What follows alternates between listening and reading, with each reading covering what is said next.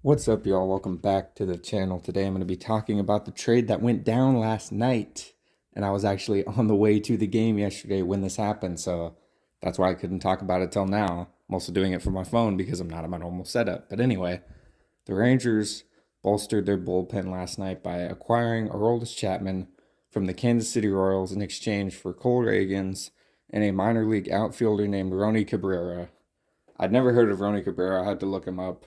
He's 17 years old, I think, in the Dominican League, and I'd never heard of him. But based on that information of the trade, I think they did a pretty good job since they'll only have Chapman for the rest of the year. He's just a rental player only on a 1 year deal. So that's not bad. And it really sucks that Reagans could never figure it out.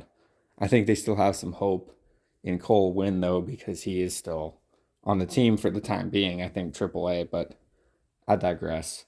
So, pretty good deal, in my opinion. Now, I'm not going to get super into the details, but it is impossible to have Aroldis Chapman and not address his history off the field, and it does make it pretty hard for me to root for him personally. But I don't want to get into that in this video because we're talking about purely baseball metrics, but I just had to acknowledge it. So anyway, he's got pretty good numbers this year. Sub 3 ERA, I think, and like 16 strikeouts per 9 innings. His velocity is also way back up because last year on the Yankees, he was throwing, I say only 98, 99, and now he's back over 103, touching 104 sometimes still. So, from the couple things I did read, he's very all business on the field and in the clubhouse. He's just showing up, pitches, goes home, So, take that as you will, but it is a, I guess, rather cheap trade for them.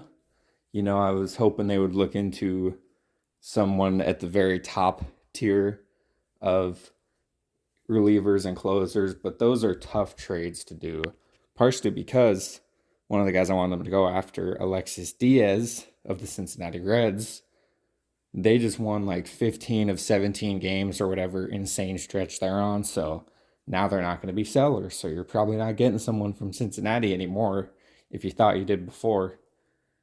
And there were those brief rumors of McCutchen to the Rangers, or that they were interested, rather.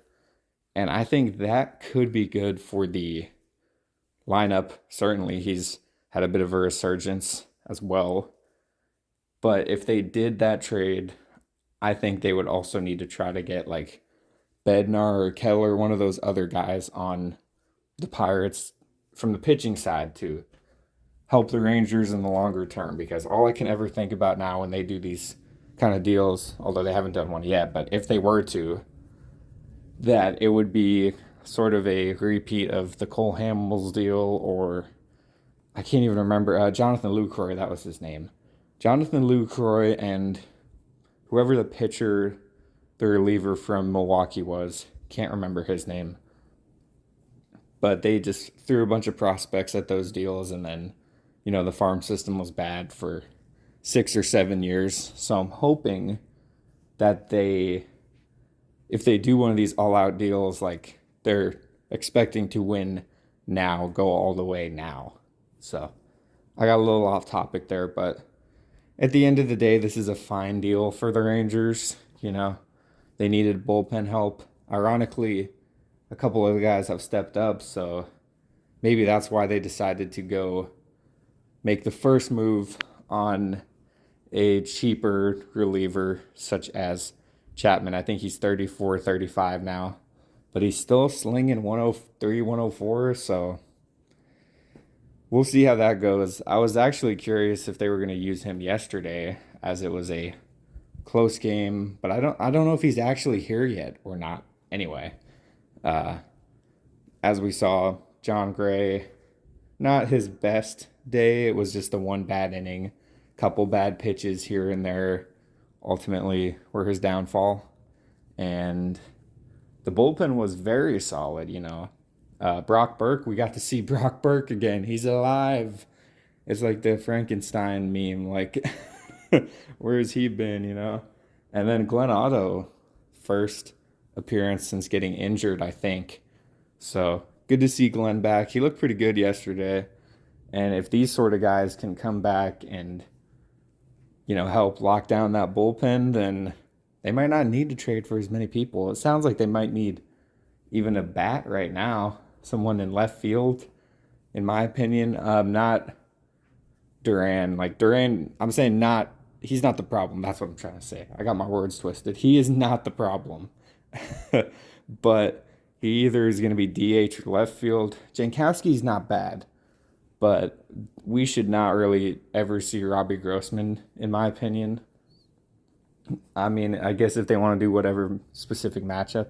So I'll cut myself off there from any more trade discussion because this video is just supposed to be about Chapman. So let me know your thoughts on Chapman, what they should do going forward, and hopefully they can get out of this little offensive slump they're in. It's not that they're not hitting, but they're not bringing in runners. A lot of guys getting on base. I think they had batting average on balls put in play of like 325 in June. So new month, time to reset.